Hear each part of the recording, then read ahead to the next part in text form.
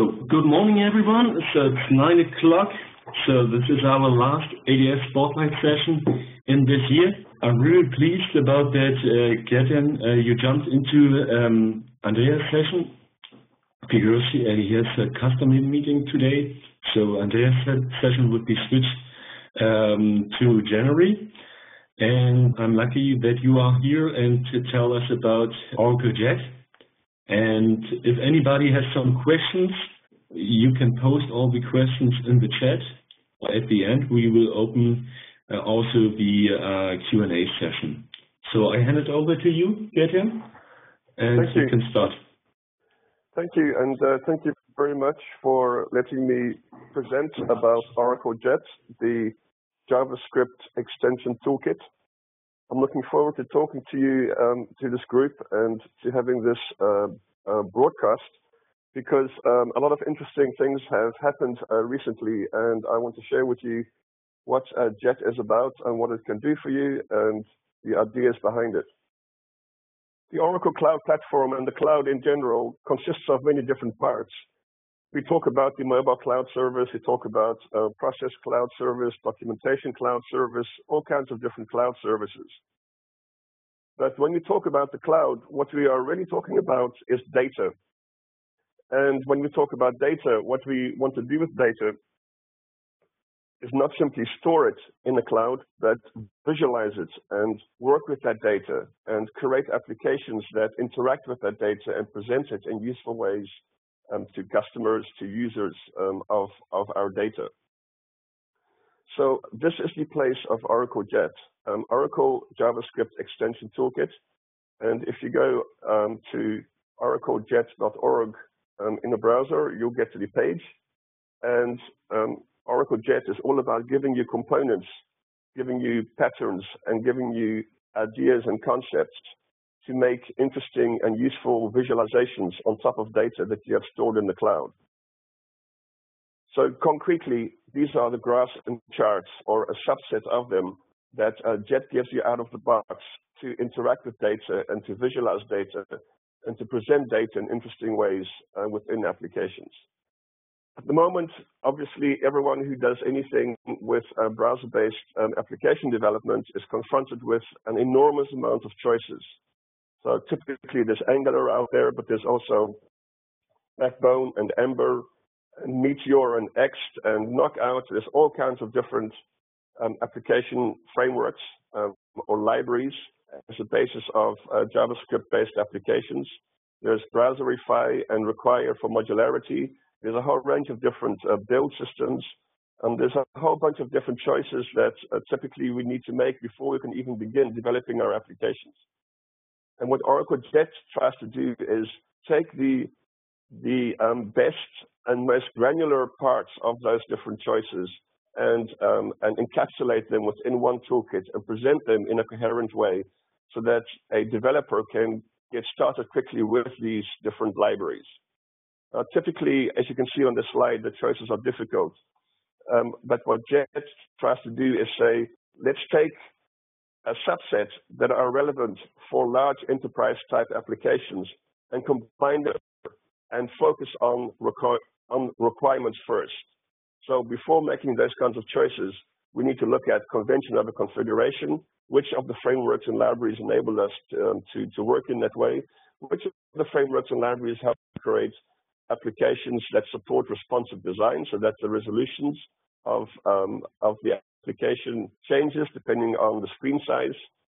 Which of the frameworks and libraries and solutions out there support modularity, single page applications, accessibility so that the keyboard and voice controls and those kinds of tools work for people that have problems with sight or with hearing.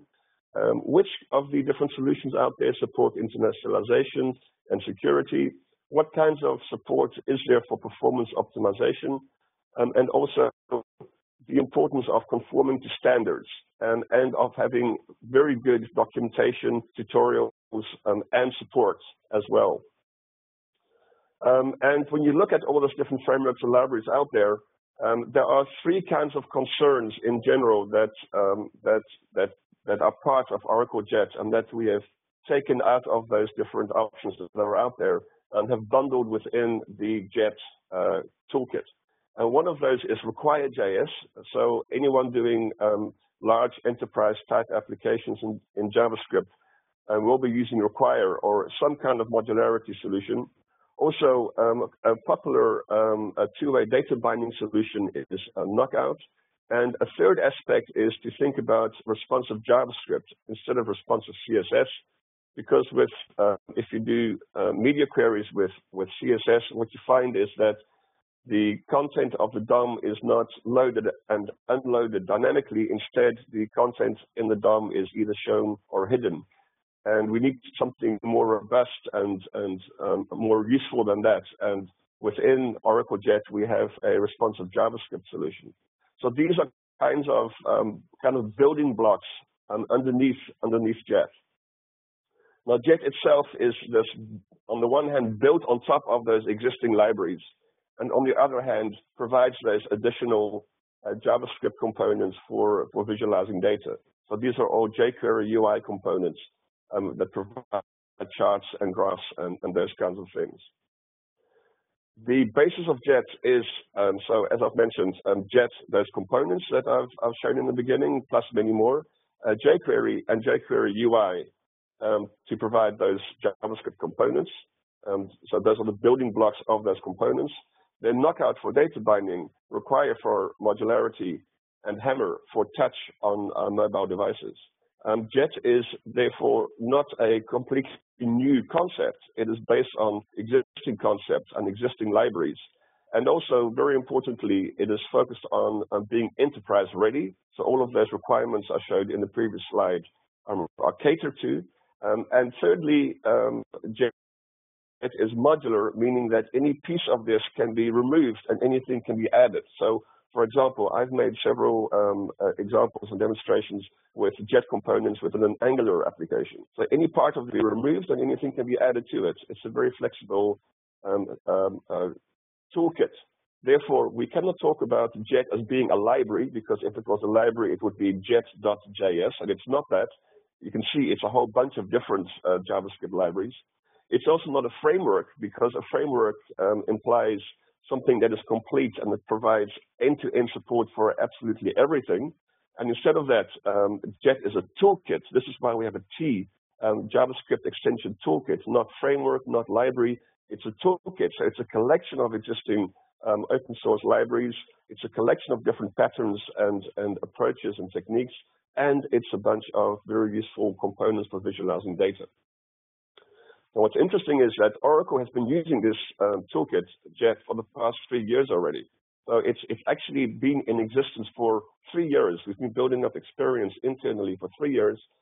At Open World, we announced that it's now available for any Oracle Cloud Service customer to use in production. If you're not an Oracle Cloud customer, you can still learn about the framework, the toolkit. You can learn about the toolkit, everything that it contains, but you can't use it in production yet. And the plan is for next year for Jet to be open source. Then anyone in the world will be able to use it and extend it and contribute to it. So in short, these are the important points before we go to the demo. It is really a toolkit, so not a library, not a framework, a toolkit aimed at medium to advanced JavaScript developers. It is based on open source libraries.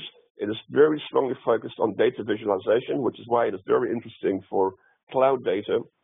It is enterprise ready, so it provides a whole bunch of features for common requirements for large applications, such as accessibility, modularity, internationalization. And right now, it is available for Oracle Cloud customers. Next year, it will be available for anyone to contribute to and to use in production. So let's switch to some demos. To get started, you see this very quick three-step process: download, run, and develop. And when you click download, you get to the stage and you accept the license. And I'm going to start off with the second of these options, which is the first. You can see here Oracle JavaScript Extension Toolkit Base Distribution. If you click this, you get a zip file that contains only JavaScript, CSS, and SAS files, and an HTML file, a starting point for an application. Doesn't contain any sample code, no templates, nothing. It's just a beginning, an empty project, really. The second one is the same as the first, plus it provides some demo content, some templates, some modules to give you a starting point. The third gives you a very complete application and basically the reference implementation of JET. And the final one is an interesting example showing how the different components within a JET application interact with each other. Now, the third one here, this works better. If you click on in the first page on Try Demo, you will see that the Work Better app opens, written completely in JavaScript, and it provides a number of interesting features. So, for example, you can see this menu bar along over here. If I make the screen size smaller, you can see it becomes, instead of that, the menu bar becomes this navigation bar along the left side. And this kind of support, these kinds of components, are all built into JET. Another example is that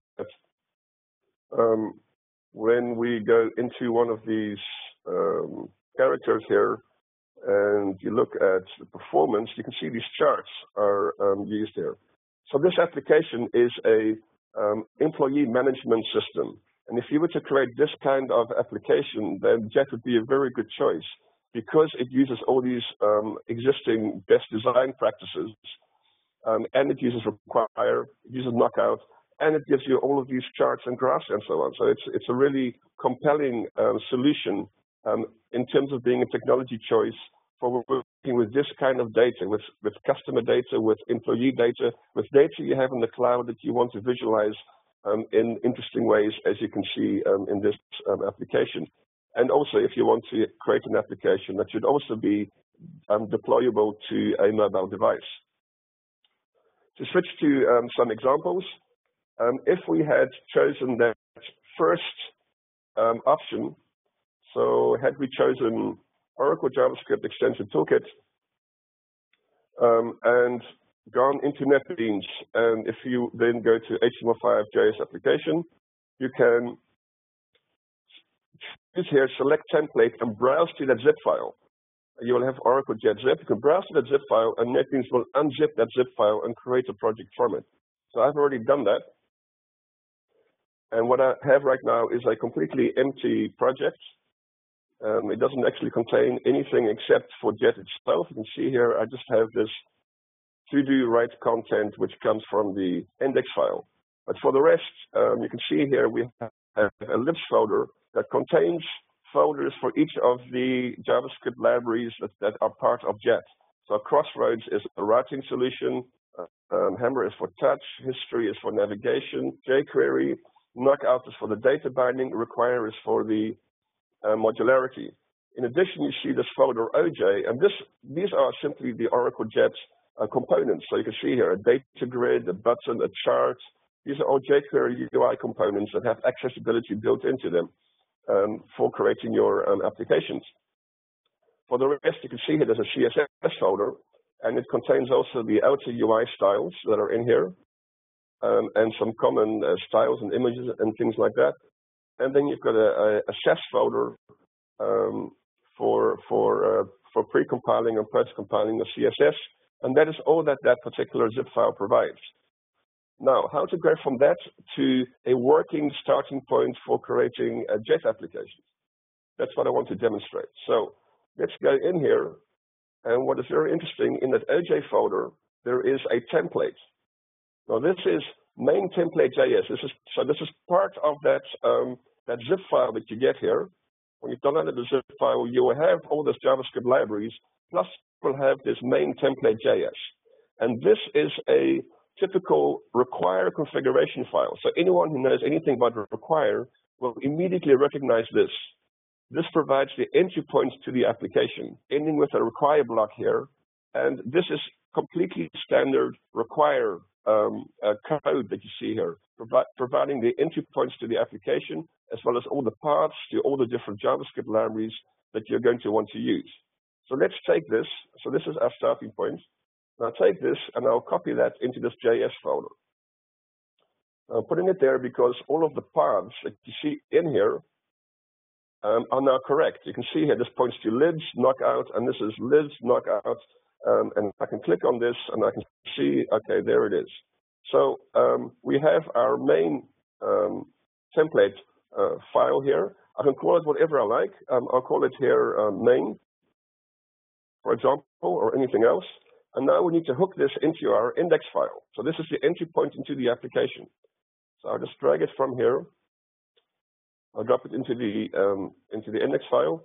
We can see here that source points to JS name.js, which it shouldn't do. Instead of that, we want to delegate to require. And to do that, we need to point to our require library, and here it is. And next, what we want to do is use the data main attribute, and this comes from require, telling us where the entry point is. Or in fact, we're telling now require that this is the first JavaScript class that should be loaded into the application. And this is also the very nice thing about require, that only once you load something will it be used. So not the entire set of Jet components will be loaded. You've seen it's a very long list. Only those Jet modules that we are wanting to use. So here we're saying we are requiring these modules as a starting point. So for example, the button and the toolbar, because typically you want to use buttons and toolbars and menus. So those are the Jet components that will be loaded initially. And anything in addition to that, we will need to specify ourselves. Okay, so here is that starting point. We've said here is our index. And here is we're saying we want to delegate loading to require, and the first JavaScript file to be loaded will be the main, and so the main will be loaded, and then all of these required Jet components will be loaded, and here we need to now do something. So I'm going to first, as a starting point, provide a view model. Now this is from Knockout. We need to have a view model to initialize the application. That's all that is happening here. And here you could override settings and provide your own configurations and things like that. But we're just providing an empty one as a starting point. And later on, we can put routing information and other details into this view model. So now we have the view model ready. We've registered our main file delegating to require. And now let's try and use a key feature as a starting point of Jet, which is modularity. How would you create a modular application with Jet? And this is a key feature of Jet because when you're creating large applications, you want that application to be well structured. So we're going to make use of the modularity that Jet provides. So right over here, we're going to say, in addition to what we have right now, let us add to it the module system. So OJ module. Now, what is interesting about OJ module is that it has some predefined settings. So we're using here convention over configuration. And a key convention in Jet is that if you put an HTML file into the folder JS views, then that HTML file will be found by require that is part of Jet. So I have here a home file, and in Jet, all modules consist of an HTML side and a JavaScript side. And all JavaScript files that are found in JS view models are automatically found. Now we can override this, but the convention is a JavaScript file in view models will be found, and an HTML file in the views folder will be found. And now we can do something in here. So let's say, hello from home module. And we now need to run the application. We need to also use this now. So we have one module created, let's now use that module. So here what we are doing is using knockout. Knockout has a data bind attribute, and we are now binding here our home module to our index page. And here you can see hello from home module. So let's now say we want to create another module in our application. So I will call this one footer. And here I will put another HTML file called footer. Then, so in the footer we say, this is the footer. This is the footer. And we go into our index file, and I copy this line down. And in addition to home, we now have also footer. I look in the browser, and I can see my message. This is the footer. Let's go back again. We will make this an H3 or H2. You can see this is the footer. Now what I'm going to do is make this smartphone portrait. And I'll make this a bit smaller so you can see them next to each other. Now what is very convenient about using NetBeans is that there is great integration between the browser and the IDE. So I'm going to just make this a bit longer, put them next to each other. Normally I would have two different monitors to display this on. So now I can see them right next to each other. I say inspect a NetBeans node, and now I can click on items in the browser and inside of NetBeans see where they are defined. So if you look at the bottom left here, as I move up and down in that live DOM view, I can see back in the browser where something is found. And there is also here a CSS styles window. So I click on an item here and I can see where it's found. So let's maybe add some CSS here, right here. Here's my styles. And I'll add this into the home file, home index file. Here we go. And in my style sheet, I'll put a color, red, and there it is registered. So now you can see if we put a style sheet just anywhere, it won't be loaded into the application. There's a predefined location where all CSS style sheets are found. There's a predefined location where all JET modules are found. There's a predefined location for all the different parts of the application. What I've shown so far is that we have a predefined structure that provides a predefined folder for our JavaScript files and for our HTML files, enabling us to create modules. And in JET terms, a module is a JavaScript file and an HTML file. And we can use knockout data binding. So all the coding we've done so far is on the one hand require, and on the other hand knockout, meaning that we don't have to learn anything new for JET. We can use existing knowledge that we may already have from these other frameworks and libraries and so on. Now, here's a slightly more advanced scenario, and this is the second one. This is the quick start basic starter template. Now here, I'll run this one into the browser, and what we see is content. So this particular template provides a predefined layout. If you look inside of this index file here, you will see how that layout is defined.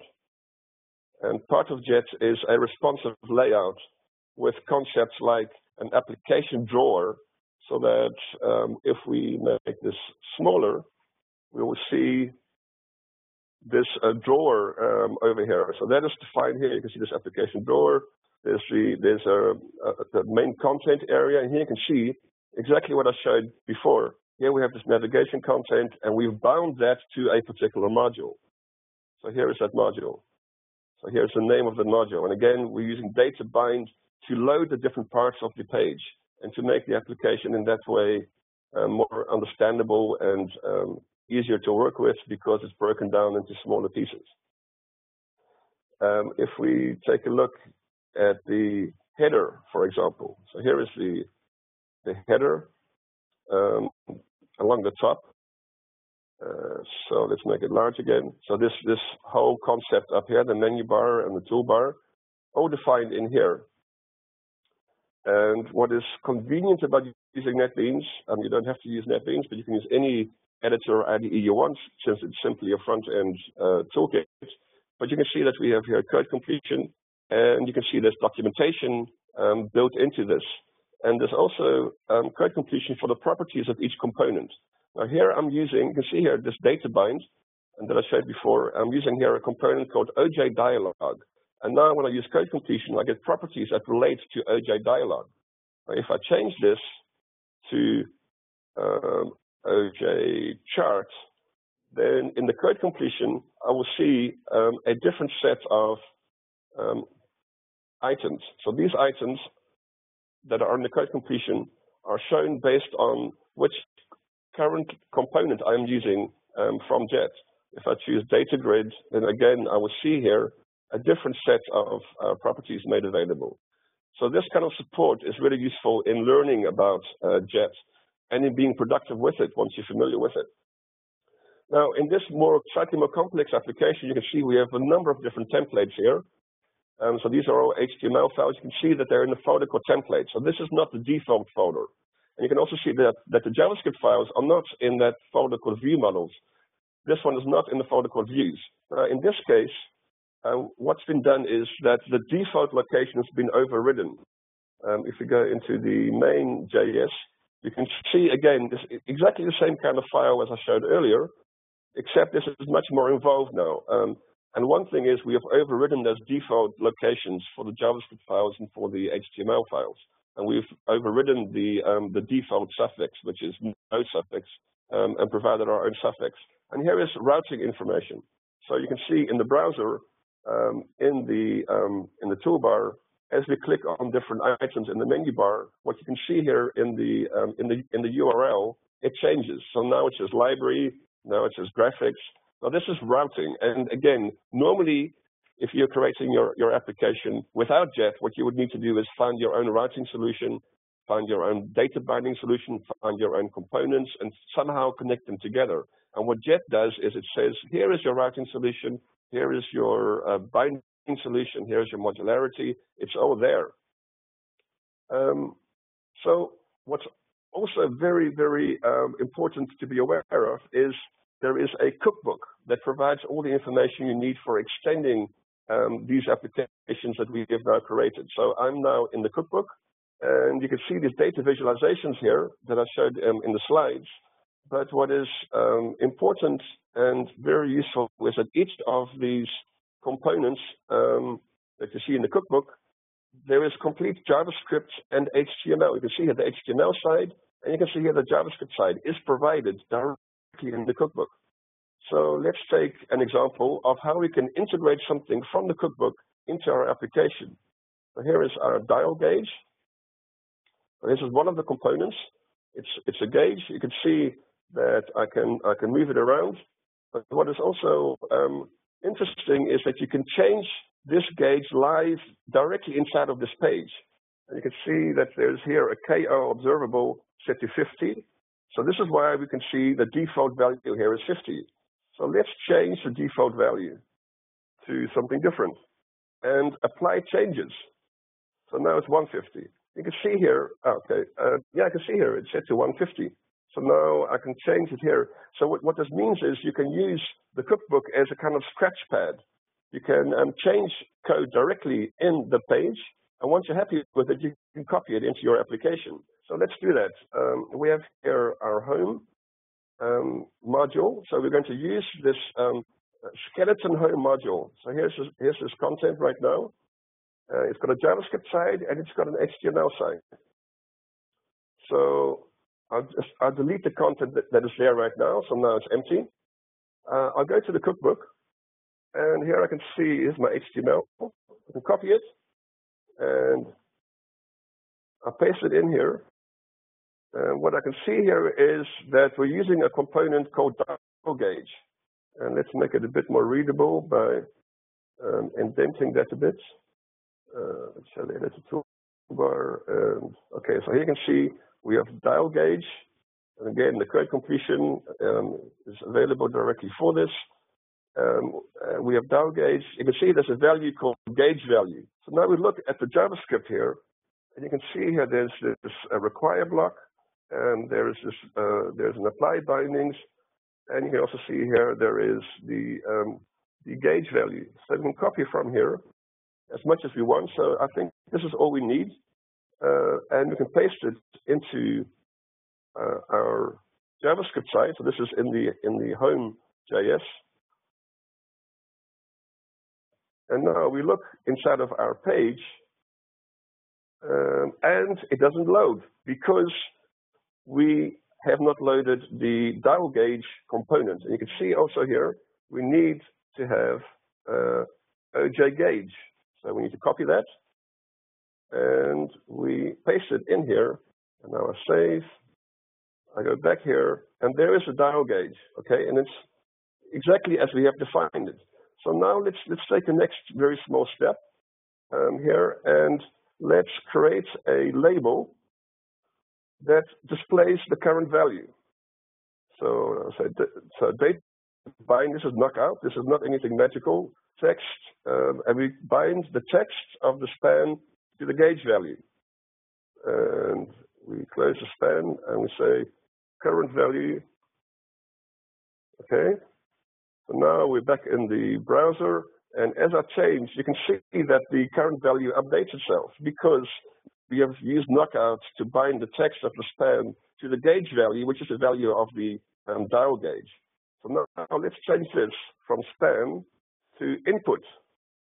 And in this case, we don't want to bind to the text of the input, but we want to now bind to the value of the input. So I will change text to value. And so here you can see again, when I change something up there, this is updated, but the other way around too. So this is the two-way data binding provided by Knockout. Okay, I think at this point I've really shown a lot of stuff, and we're getting to the end of the just brief introduction. And I want to kind of end more or less by pointing out that because this is used within Oracle, it's very important that we follow standards. That's a very important principle of Oracle, and anyone else can benefit from that as well. So we support two-way data binding in JET. jQuery UI is more or less a standard for creating components. The outer UI styles are used, internationalization is used, accessibility, test automation, we provide touch functionality, localization, this is all built in. So one example here is right now, I am pressing my keyboard. I'm using the up and down arrow keys, and this is built into these components that the keyboard and those kinds of devices are supported automatically by these components. So before opening this up to questions, just to summarize what I've talked about, JET is a toolkit. It's a collection of open source solutions that are already out there, that have communities around them already, for medium to advanced JavaScript developers. So using open source solutions, very useful in the context of cloud data, because you want to visualize those inside of charts and gauges and maps and those kinds of things. It's focused on being enterprise ready. It's been used for 3 years already within Oracle. There's a lot of experience that we have, and we have now made it available for anyone out there to use right now if you are an Oracle Cloud customer. And next year, it will be available and in the open source, and people will be able to contribute to it and use it in production for any kind of application, whether you're using the Oracle Cloud or not. And that is the introduction to Oracle JET. Thanks, Geertjan. That was a fantastic, precise introduction, very clearly, in my opinion. There are a couple of questions in the chat. We are a little bit over time, but if you can check the chat, you can answer maybe some question on them. Sure. So let me find... So I can read one question. So are there any specific version of several libraries required for JET? If yes, what happens if you found a bug in a specific library version? When it would be solved, in which kind of version? Are there any dependencies? So that was the question of... Yes. Yes. There's definitely very clearly dependencies on knockout and on require, and for example, and on jQuery, jQuery UI. However, Jet is modular. So if it were to ever happen that one of those libraries wouldn't work so well, or they were to be very buggy or something, or if the knockout community were to stop developing knockout, we can just remove knockout and put in place something completely different, which is exactly what we've done with the routing solution, for example. So initially we were looking at Crossroads as being the routing solution for Jet, and Crossroads is the genuinely used routing solution in the community at large. But we didn't find Crossroads providing the exact functionality we needed, so we created our own routing solution and we removed Crossroads. But if you want, you can use Crossroads, or if you don't want, you can use Jet's own routing solution. And so this modularity of Jet makes it really flexible. And if there's ever any problem with any part of Jet, like knockout, like require, or whatever, we can just replace it with something else or create our own. That is the flexibility of modularity. Okay. Regarding to routing, you mentioned that Geertjan was a question. When using a routing solution, can the URL be CEO conform, meaning without parameters, instead using the target as a path in the URL?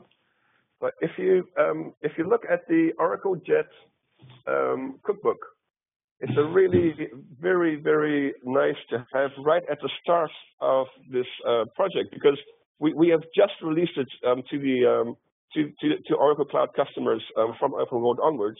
And normally you would have to wait months before there is great documentation, but the documentation is there already. So, for example, let's look at routing. So here's the router, and you can see that there's a whole bunch of different options. So you can use query parameters, you can use tabs, you can change things, you can make them bookmarkable. Everything is very configurable. There are child routers. There's a lot of functionality that is built in, including what you mentioned. So yes, and all that kind of support is there. Okay. There are a couple more questions regarding for which browsers works the NetBeans browser integration. In my opinion, it was only Chrome, but I assume, okay. That's true. That browser integration from NetBeans, that is provided by Chrome. Or in fact, we've created a plugin for Chrome. If you go to the Chrome web store, you'll find this. It uses the WebKit API that Chrome exposes, and it's quite widely used. The reviews it varies, but we've recently, with NetBeans 8.1 release, provided a new version of the Chrome browser. If you're using an earlier version, please use 1.1.5 with NetBeans 8.1, and that combination works really very well. It includes also debugging, and what's also useful is that the Chrome Developer Tools integrates with this. So if I go to F12, and now I'm in Chrome Developer Tools, you can see there's a tab here called NetBeans. And by default, any changes I make in Chrome Developer Tools are saved to the files that are in NetBeans. So there's direct integration between Chrome Developer Tools and NetBeans.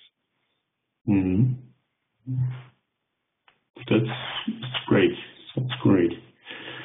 Was another question regarding the developers, guys? I'm not sure what the content is to read. I will repeat it. What should we expect to be added in the developers guide tabs of the cookbook, which are not active at the moment?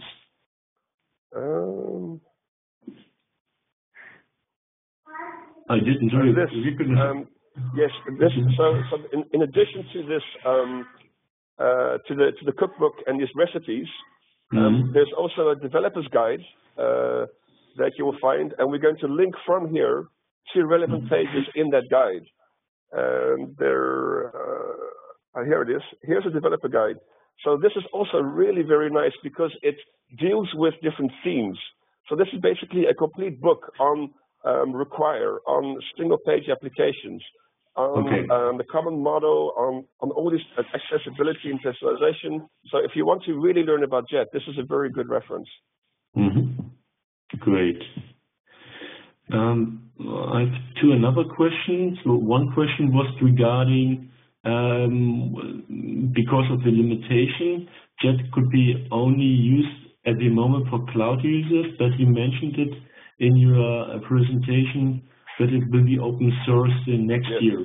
That's correct. So, so it is the answer for this question. And another was, does code completion work for other frameworks than OJ2? Yes, it's that code completion works for I mean, NetBeans has code completion for a whole range of different JavaScript frameworks. One of those is Jet, but there's also support for Knockout. You could see this in this data bind attribute. There's support for Require. All these different frameworks and libraries that are part of Jet are supported via code completion in NetBeans. Yes. I can also see another question here, why I don't see an error in the browser when the component cannot be loaded. You don't see an error in the browser, but you see an error in the output window. So if we look in the home here, so let's remove this gauge, okay? This was a situation. If I look in the output window and I try and run this application, let's see.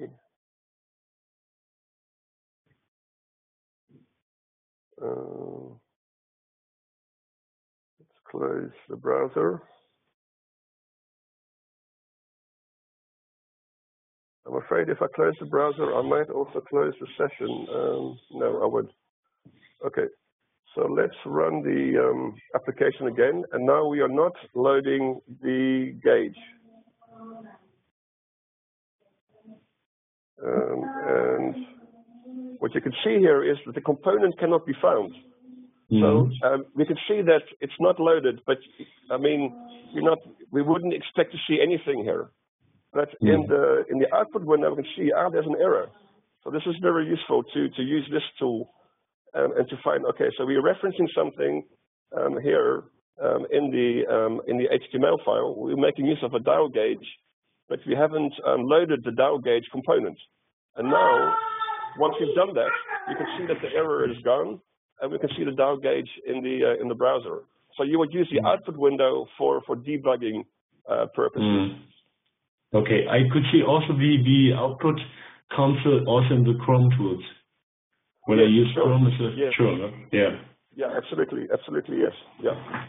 Okay, so that's all the question which I saw in the chat. So thanks for your interesting talk and also for your participation and your questions. And I wish you all a Merry Christmas and a Happy New Year. We will see you in January.